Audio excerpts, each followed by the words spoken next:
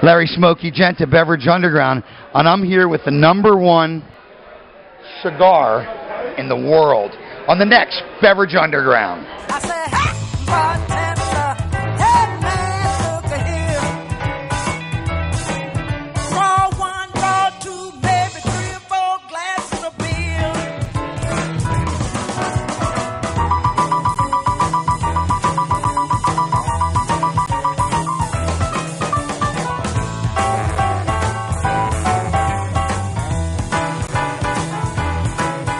They used to call him Irish, but now he's Kevin, the Hitman Casey. Kevin Casey, Alec Bradley, Cigars in the house. Unbelievable night tonight.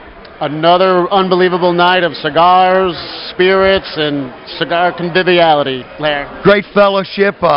Alan Rubin in the house. We're going to get a chance to talk to he and Rich. I know that you've been a great part of this. Hey, Larry, here we go. We get in Come here. on in. I don't know what's going on.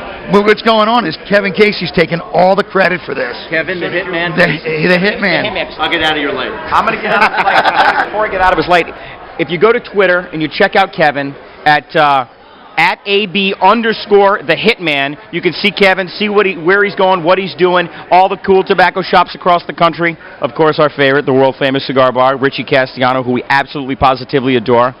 Kevin Casey, live, large, and in charge. And Alec Bradley, Road Warrior. Attaboy, attaboy. Yeah, I want to give a big thank you to Rich for having us out here today. He's been a great customer and a great supporter of the industry, and Man, we've he's been putting friends on for events years. for a long time, brother. And you've been bringing cigars to us for a long time. I was walking through Richie's door the day he opened in '96. I remember it well. And now with Alec Bradley and the success of this #1 cigar and the whole line, it's just amazing, man. It must be a fun ride. Huh? The company is really moving in the right direction. We've got some great product. Everybody at Alec Bradley is a cigar juggernaut, cigar animal, and we're making some good stuff, and we have some more stuff that we'll be introducing at the show this summer. Another example that the team that has the most fun usually wins.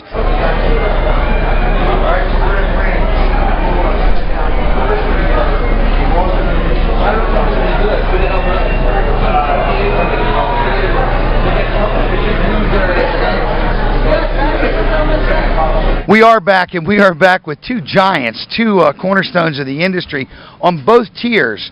Standing here with Alan Rubin of Alec Bradley Cigars and our old buddy Rich Castiano. Rich, I love this cigar bar. It's so different tonight. It looks like an elegant dining room, man. You put it on. Thank you very much. It really, really is, and we're extremely fortunate to have Alan Rubin here. Obviously Alec Bradley Cigars. It's the #1 cigar in the world.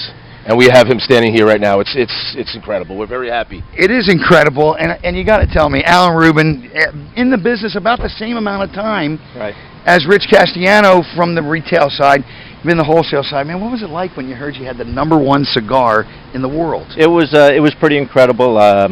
It's interesting because it comes out at the same time every year, first week in January, and on the Tuesday, that first Tuesday, they announced 10, 9, and 8. We weren't there. And then on Wednesday they do 7, 6, 5, and we weren't there.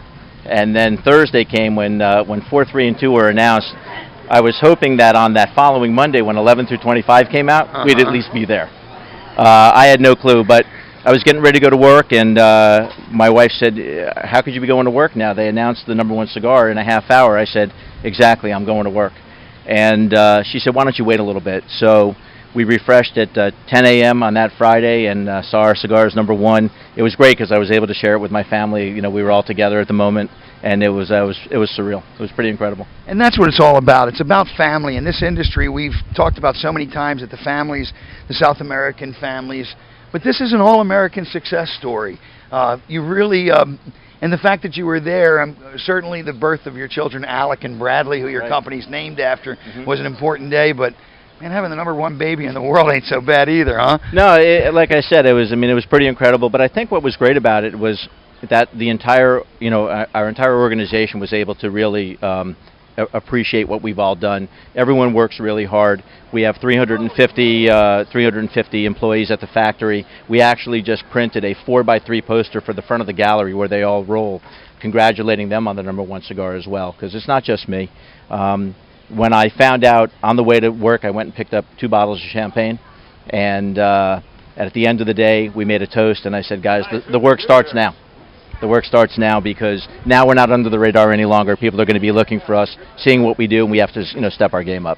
So. Another connection, because your staff's so important to you, because you can't do it all. And just like Alan can't do it all, you can't do it all. And putting on things like this, cigar dinners, and bringing the cigars that are worldwide notoriety to our little town here in Fort Myers is tremendous. Oh, absolutely. What Alan said is so important. We stand here and stuff like that, but behind the scenes, our staff is so important to us. And that's in my business being here, 16 years. It's so important to me. I've got staff that have been with me for 16 years, so it's. I'm ecstatic. I really am, and I'm very happy. And that's what I want to see. I want to see longevity. I want to see people enjoying themselves and having a good time and smoking a cigar. And what I always say is, when people always open a place and they go, I want to cater this kind of crowd. I want to cater that kind of crowd. I want to cater to all kinds of crowds, because you know what? They're so important to our business. It really is. It certainly is. Obviously, you have cigars of all ilk. You have entry-level cigars. You have Number One Cigar, but that Black Market's pretty damn good too, man. We're very lucky. Black Market's killing it right now, doing really well around the country. And one of the things you had mentioned, Richie and I, and in the same sense, if I started at the same time, but one of the things that I think that we share most in common is family, and how important family is. I walked in, and right after Richie, the first person I saw was your dad. It's always great to see him. We've had dinner together as a family when we've been at shows together. And I think what happens is when you use the family as the basis, and really the people that work with Richie, the people that work with me, they're just extended family to us.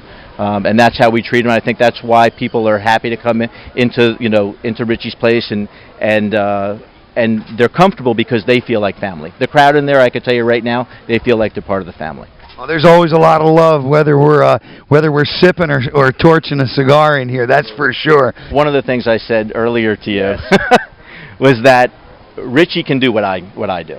Richie can go and he can blend a cigar that he loves and try and bring that into the marketplace. And I think, Richie, because of who you are and your passion for cigars, that you could do that.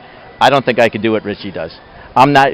One of the things I had said is that if I have a bad day, I can go into my office and I can bury myself there and kind of get past it or figure out the problems.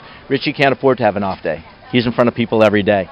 And so I give him a lot of credit. I give all the retailers really a lot of credit, because they have to come in and be on every single day. We have a lot of fans of both your cigars and certainly of the Cigar Bar on Beverage Underground. I can't tell you what a pleasure it is. Congratulations, man. I really appreciate it. I really do. You. And my brother, you keep doing it all the time. Thank you.